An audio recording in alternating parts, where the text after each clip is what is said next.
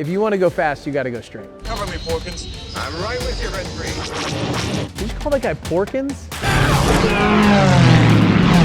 That was pretty ballsy maneuver right there. Hey, what's up? My name's Bill Allen. I'm a retired Navy test pilot and spent 20 years in the military flying jets and helicopters and everything in between. And today I'm going to talk about some iconic movie scenes and just give you a breakdown of the aviation portion of them. So we're going to start with Top Gun Maverick. I'm sure you've seen it, but I want to talk about Mach 10. The contract threshold is Mach 10. Mach 10 is supposed to be in 2 months. Today's test point is Mach 9. Well, that's not good enough. Says who? Admiral Kane. So Mach 10 is realistic. Mach number is the number of times past the speed of sound. So I got the opportunity to fly in a T-38 and I was able to go just over Mach 1, so break the speed of sound. It was up really high altitude, wasn't that cool. It was just a gauge that showed a number, and when we got over 1, that was it. But glad to have done it, but Mach 10 is 10 times the speed of sound, which depending on altitude is probably somewhere around 5,000 miles an hour. So the fastest jet on the planet right now is probably the SR-71 that just goes over Mach 3. And then there's a couple other like MiGs and things like that that can get close to Mach 3. Mach 10 is almost unreachable, although NASA about 20 years ago did have a scramjet that almost hit Mach 10. But that thing had to be launched in the sky by a rocket and basically up in outer space, and was incredibly fast, but was not what they're showing on this demo here of taxiing, taking off, doing all the stuff that he's doing with pretty much a regular jet.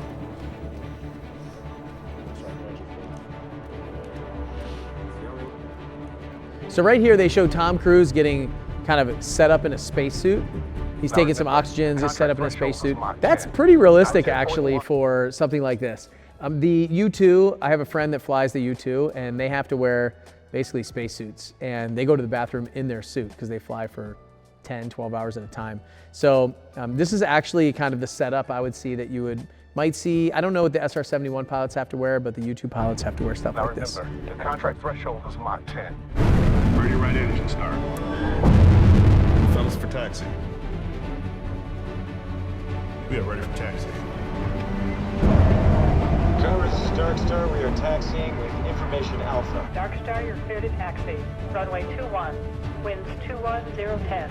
Okay, fuel temps are looking good. Control concurs. Battery's holding at 95%. Cabin pressure looks good. It looks somewhat similar to the SR-71. Like they made the design a little bit like that.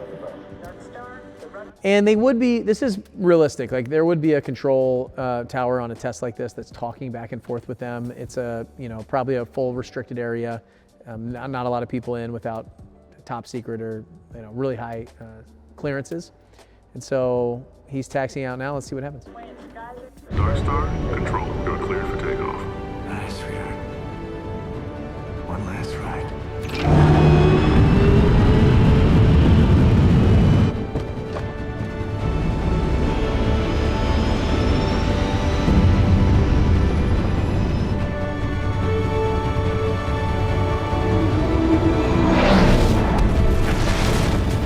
Okay, that's pretty unrealistic. The jet taking off right over the entryway for the runway, and it have so much thrust that it's like knocking the roof off of it, and somebody being able to stand there, pretty unrealistic. Just happened to be the Admiral. Dark Star, you are cleared above 600. Increase to Mach 3.5. Cleared above 600. Increase to Mach 3.5. Okay, so this is the first piece that is unrealistic. That aircraft is not climbing at 3.5 times the speed of sound. So he said clear to 600, so 60,000 feet is where he's going to. So we always have to trade altitude for airspeed. So we use our airspeed in that thrust to climb up in altitude. All of the speeds that I just gave you of like SR-71s and MiGs and things like that is level flight and possibly in a descent. Ed Harris is pissed. Just in time, sir. All right, so here he is, 60,000 feet. Is that Mach 7, pushing 8? Flight data. Receiving. Data is good.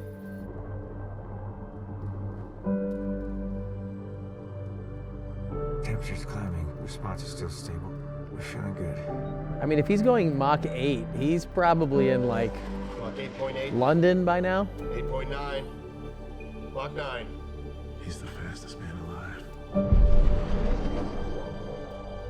And he's in a turn. Like, if you want to go fast, you got to go straight. Quick aeronautics lesson. When you make a turn, your thrust vector changes and gives you less speed. So you actually reduce your speed by turning. So that's unlikely.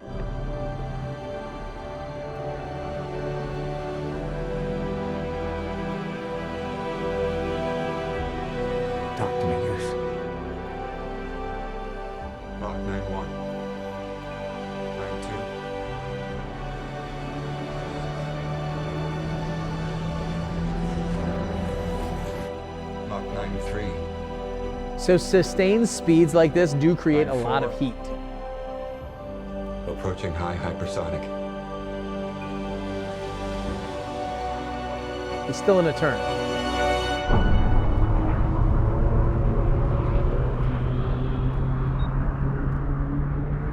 It looks like he's in Space Mountain at Disney World.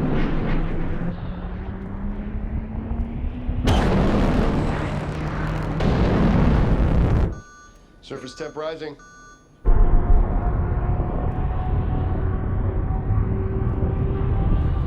on, sweetheart, just a little more. Just a little. It's pretty much how it felt to hit Mach 1. It was just kind of like looking at a gauge.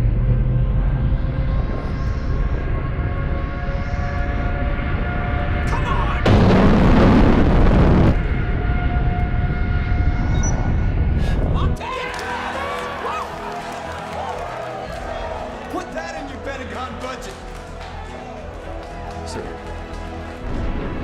I don't know that the airman would talk to the two-star like that, but all he needs to do is slow down now, so. All right, I'm gonna stop it there. I don't wanna give up too much of what happens in Top Gun Maverick if you haven't seen it, but very unrealistic, especially that level of sustained speed is, things would be ripping off, breaking off. We don't have something that goes over Mach 3 right now. So just unrealistic, but cool nonetheless. Like, it's a cool story, it's interesting, and then everybody, if you've watched it, you know what happens next. So overall, I'm gonna rate this on realism. I'm gonna give it a 0. So 0 out of 10, although I'd love to say that this is realistic. In the last 20 years, we haven't seen anything go that fast, and definitely not that way, like taking off, landing on its own, that kind of stuff. So the NASA X-43 is the fastest airplane out there of all times, and that was a long time ago and choreographed specifically up at very high altitude. All right, speaking of space, let's fast forward about 2,000 years to what's possible in the future and see if it's realistic.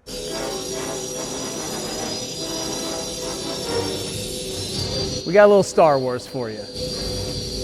All wings report in. Red 10 standing by. Red 7 standing by. Red 3 standing by. Red 6 standing by. Red 9 standing by. Red 2 standing by. I don't know how that guy passed his flight physical. He looks a little overweight to be flying one of the fighter jets, but. A lot of formation that gets flown in Star Wars. Switch your deflectors on double front. Look at the size of that thing. Cut the shot on Red 2. Accelerate to attack speed.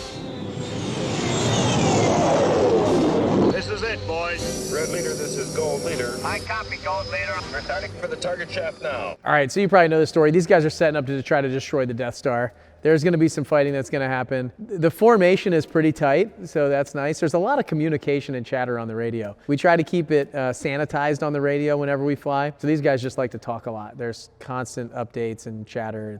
But they do have some droids that can help them, so that's nice. Control their fire. I'm not sure about how the aerobatics work in outer space. So I know they must have some like force of gravity somehow in the planes. I never thought about that in Star Wars. But typically you're at zero gravity, so you're constantly hanging in your straps. So I don't know how you would feel, like inverted or upright. Probably the same in space. Maybe that's why the big guy, the kind of the fat guy, can keep flying. So. You know, now that we mention it, the seat of the pants feel is so important in an aircraft. So if you lose that seat of the pants, what that is like right now, I can feel it when I sit down here that I'm 1 time the force of gravity. So in the aircraft, when I'm pulling G's, I can actually feel like 2 to 3 times the force of gravity. You can feel that. And when I go inverted, I can actually feel that I'm inverted. And what it does is it gives you some senses to your brain to make decisions. In space, I never thought about this in Star Wars, but without any force of gravity, you wouldn't have any of the seat of the pants feel. So you have to actually be a much better pilot at this time than you do right now. So it's kind of interesting.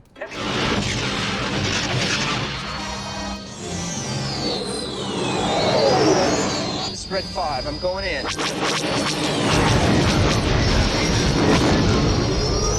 Looks like he's shooting a keyboard. Are you all right? I got a little cooked, but I'm okay.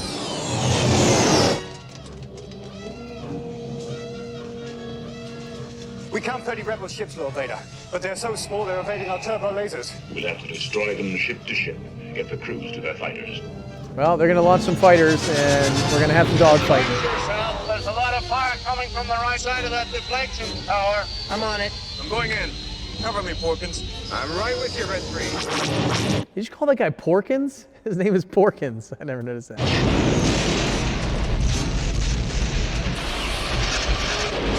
I've got a problem here.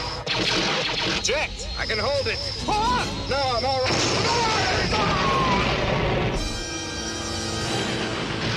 Squad leaders, we've picked up a new group of signals. Enemy fighters coming your way.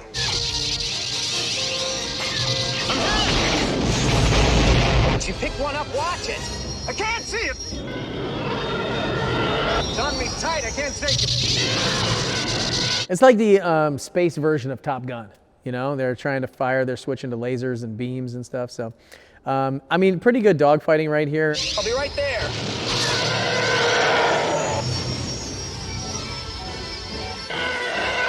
That literally looked like a game of Pong. Like, it's supposed to be way in the future. It's advanced stuff, and you would think they would have a little bit more advanced technologies than that. It's like this movie's made in the 80s or something. All right, I'm going to stop it there. As far as aviation goes, dogfighting in space, I'm not sure if we're going to get there or when. It's possible. But as far as realism goes, at this point in 2024, I would probably give it a 0 out of 10. I don't think we can do this right now. And definitely not in the 80s. Cool movie, fun to watch. The seat of the pants feel is probably the most interesting thing that I thought of during this session. So let me know in the comments what you think about that. Do they have seat of the pants feel up there? Is there like some fake gravity that they have inside these aircraft, or what? Because you wouldn't be able to tell if you're upside down or like inverted or upright. Here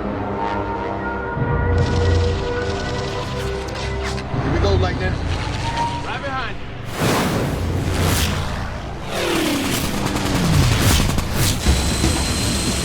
Where did this jackass come from? All right, so right here we got some of my favorite planes of all times, the P-51 Mustang. I love this plane. This is going to be fun to watch. So they were obviously just flying the bombers and protecting them, and then in come the Germans. So let's see what happens. Get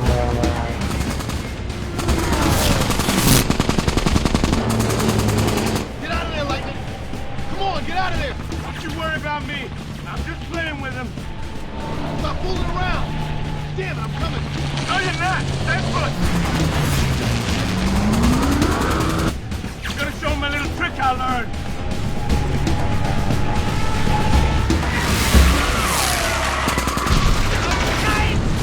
Okay, I don't think that's realistic right there. The maneuver of like, I don't know what he did there. He pulled something in the cockpit and rolled quickly, just like almost on a dime. That looked really fake to me. It's the maneuverability of that aircraft is not that good, and obviously poorly executed. Lightning, when are you gonna learn this is not a game? I think it's more of a like cartoonish type maneuver than something that could actually be done. Coming up on anti-aircraft gun. Zieh ab, die holen wir uns später. Recht ab.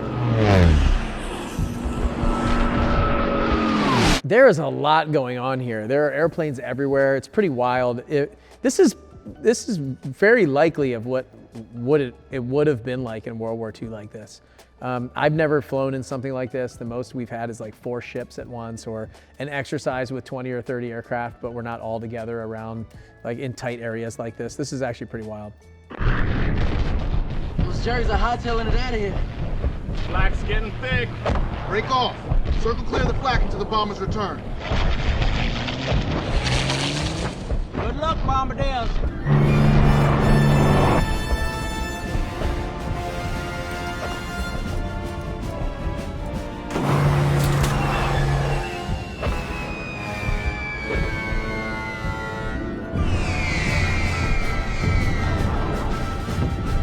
All bombs away.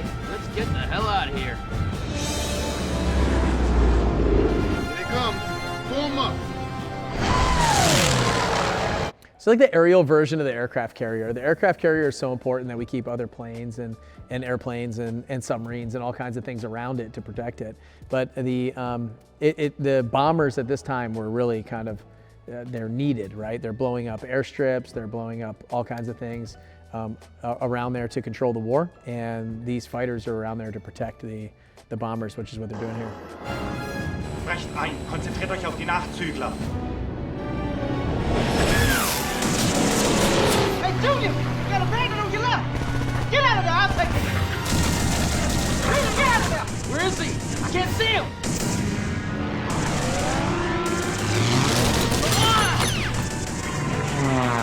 Junior, where are you? Are you alright? I'm alright, I'm alright.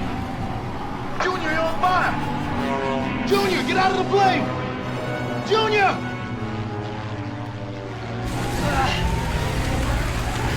Come on, Junior! So at this point, when your engine catches on fire like this, whether you're shot or whatever, your first step is to shut down the engine and try to get the fire out.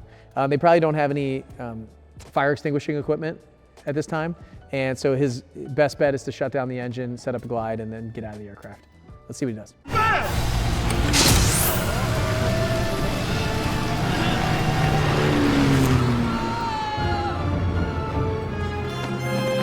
So that's one way to get out, is to get rid of the canopy and go inverted and then just fall out.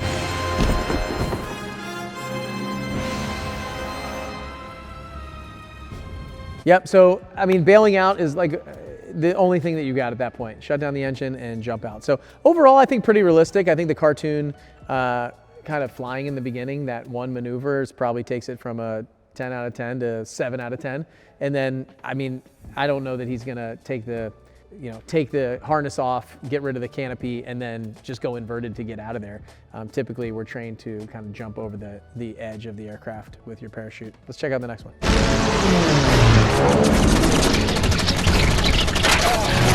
Ben Affleck as a pilot.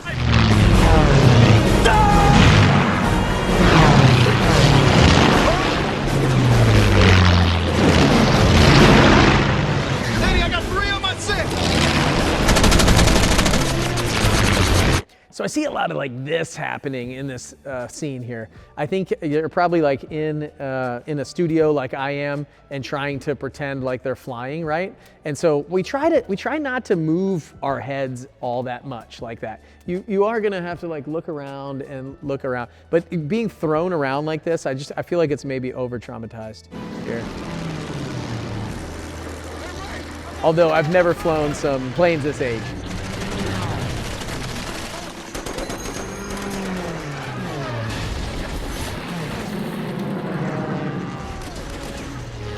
Without flying planes this age, it's really hard for me to tell exactly how realistic this is. I would be using a lot of the local landmarks and things like that they're using, buildings and stuff, to try to get away, to try to, stay in the fight. Because otherwise you're just like head to head, especially if you got somebody on your tail. So it's interesting to watch. That's probably is what would be happening around that time. I don't know that there'd be a lot of small arms fire trying to shoot at the planes, but it's possible. I can't get him off me! Danny, I still got 3 on my tail! I can't shake a break! Danny, let's play some chicken with these Jeff suckers. Alright, I'm with you. Not yet, not yet! Go left, now! That was pretty ballsy maneuver right there. Could have run into any of the Japanese planes too. I got one on my tail, bring him right by you. Hold your fire, hold your fire. Here he comes. Hold your fire.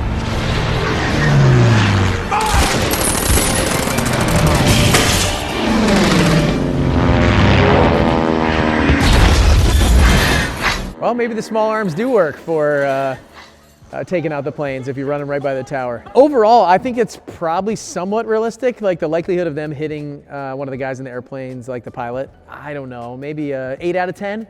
I drop it a couple points just for uncertainty and a little bit of like showmanship as far as the gliding goes, but pretty cool aviation scene, I thought, for a movie.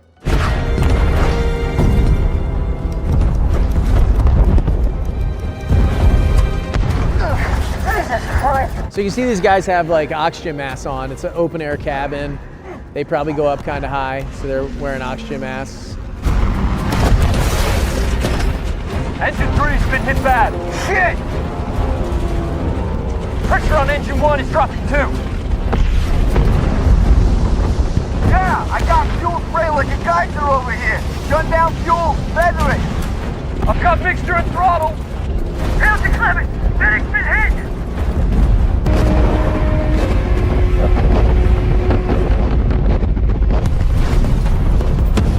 Bombay door's closing. Bomb site secure. Bombardier to pilot, secure plane. Roger that. Navigator to pilot. Another left turn to 106 to the rally point. Roger Wilco. Probably wouldn't say Roger Wilco. It's kind of the same, a little redundant. Somebody says on the radio, they usually get made fun of. So overall, this is probably something that they'd be looking at manifold pressure if they had some issues with the engine. If they had streaming fuel like that, they'd be shutting down the fuel to the engine so it wouldn't be streaming like that and not create a fire hazard. So some of this stuff seems pretty realistic right now.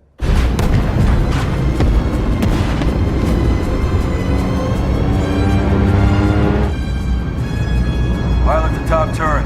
How's Biddick looking?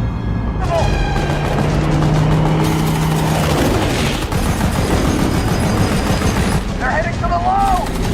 Trying to pick off Biddick. I can't believe how close these guys are firing to the other friendly aircraft that they have. It's literally like right next to it. This is wild. Pilot to crew.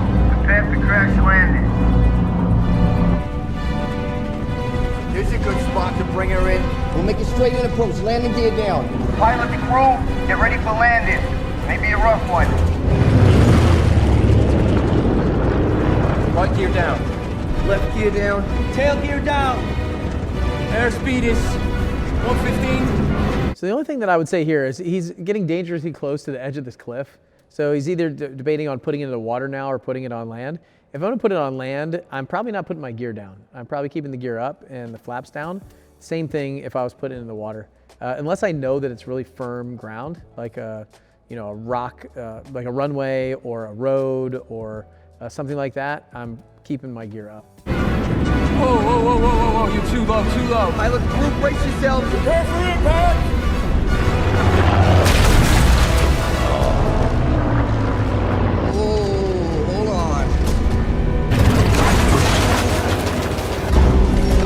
All right, I'm not buying that. The dude just smashed into the side of the mountain because he was too low. It didn't rip off any of the gear or anything, and he sat down nicely on the grass. I'm not buying that.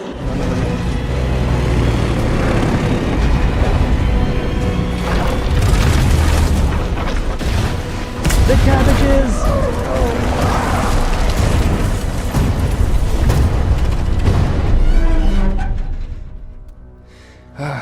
You literally could not have had a better landing than that and gotten that lucky. In Scotland, it rains almost every day. The ground is going to be soft, and those gear could easily get stuck in the ground, especially going through their crops and things like that. So the likelihood that it just being able to kind of coast to a landing is somewhat unlikely. We always keep the gear up when we ditch like that or we do a landing in an unprepared surface. So unless we know that it's a firm ground, because otherwise the gear gets stuck in the ground, it pitches down, the props can blow up. You're gonna have trouble getting out of the aircraft. So overall, I'd give it a 6 out of 10. 6 out of 10. I think the ending and the landing were pretty unrealistic. All right. Oh, one of my favorite movies, Will Smith, Independence Day. Holy God. Will Smith's a jet pilot, and he's about to fight some aliens. Lock and load. we are red and free. Night 1, Fox 3. Night 3, Fox 3. Night 7, Fox 3. They got a force field on that baby. Those missiles are not touching it. Are they not getting through? No, sir, not one. Command, Night 1, Command, Night 1. Switching to Sidewinders, moving in.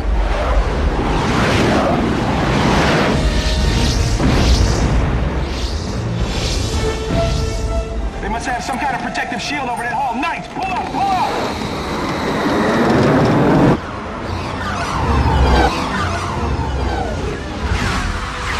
Blow through!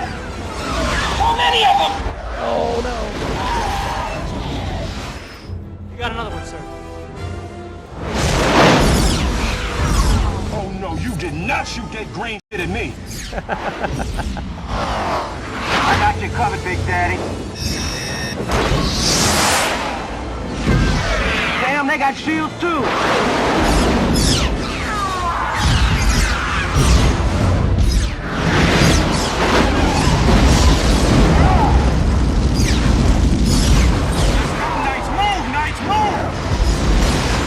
So the aliens are dominating the F-18 right here. Jesus, fast enough, get them out of there!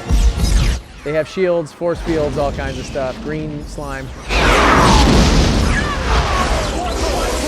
Where's the picture? We lost the satellite. So let's talk about realism of that. I don't even know where to start. Obviously, being a Navy pilot for 20 years, I get asked all the time about UFOs. I've flown over by Area 51 a few times.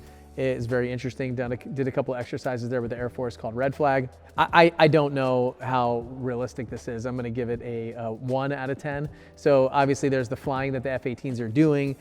They're sending out some missiles, flying in formation, doing that kind of stuff. So that's part is realistic. But aliens jumping out of there, shooting green slime, and having force fields, like, obviously, it's a very low probability that is real. So a great movie though. Independence Day is one of my favorites, especially at the end when Uncle Eddie is flying the F-18. So. Rabbit Squadron. Tally-ho, red section. Tally-ho. Take the rear starboard. Yellow, you take the port. Yellow 1, Wilco. Tally-ho, yellow. So Wilco is a will comply. So that's why Roger Wilco doesn't really work, because Roger means yes or okay, and Wilco means will comply. So you wouldn't say like Roger and Wilco in the same sentence, it's just redundant. So Wilco and tally-ho is like, okay, tally is like, okay, I got my eye on the enemy, like I see him marked. And a lot of you, keep your eyes open for the escort.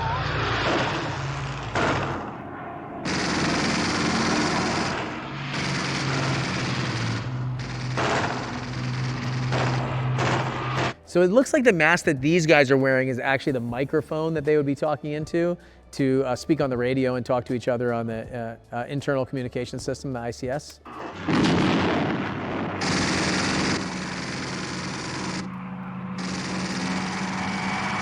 Behind you, Andy!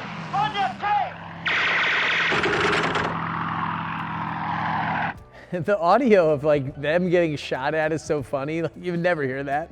So like it wouldn't alert you, but pumping it into these movies, I guess, for us to watch and say, oh, he's getting shot at by another aircraft is interesting. Just the flying in these older movies are so interesting and fun for me to watch.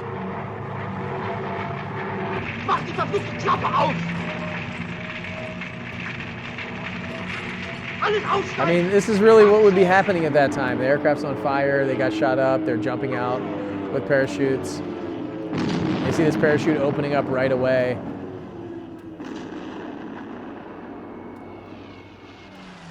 Way different technology than we have now as far as shoots go too. So cool scene, probably very realistic actually. I don't have really anything that I could say is or is not realistic in that scene. It looked all very realistic, even all the way down to the British accents. So I'll give it a 10 out of 10 on that one. So we got to see everything in these videos, from Spitfires to P-51 Mustangs to aliens, and everything from 10 out of 10 to 0 out of 10. I hope you guys enjoyed this video, and again, thanks for watching. Don't forget to like and subscribe, and I'll see you on the next video.